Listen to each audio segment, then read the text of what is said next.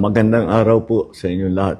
Muli po ako magre-report sa inyo tungkol sa mga iba't ibang development doon sa mga flood control project na kaso at para malaman po ng ating minamahal na taong bayan kung ano na ang naging progreso. 7 na po sa mga individual na may warrant of arrest sa Sandigan Bayan kaugnay sa mga flood control anomalya ang nasa kustodya na ng ating mga otoridad.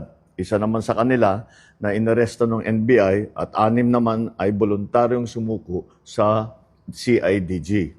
Meron din 2 akusado po na nagpahayag na ng intensyon na sumuko at susundin na ang PNP CIDG. Yung isa pong nahuli ng NBI ay natagpuan doon hindi sa kanyang sariling tirahan.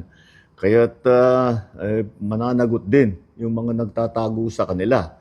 At kaya't sinasabi natin, yung mga may balak na tulungan itong mga ito, ay ang pinakamalaking tulong na ibigay ninyo sa kanila ay mag-surrender na sila. At para makasagot na sila dito sa mga aligasyon na hinaharap nila. Wala pong mga special treatment itong mga ito. Mananatili sila sa kustodya ng NBI habang inaantay ang utos ng korte. Muli, sa 3 warrant at 16 na pangalan, 7 na ang hawak ng ating otoridad. 2 susuko na.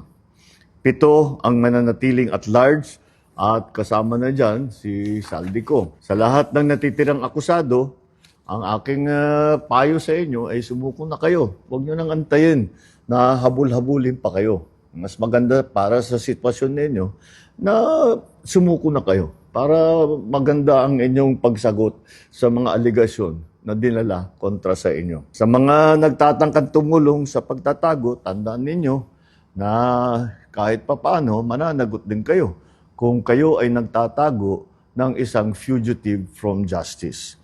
Tuloy-tuloy po ito. Hindi kami titigil, hindi kami hihinto. Maraming salamat po. Magandang araw sa inyo.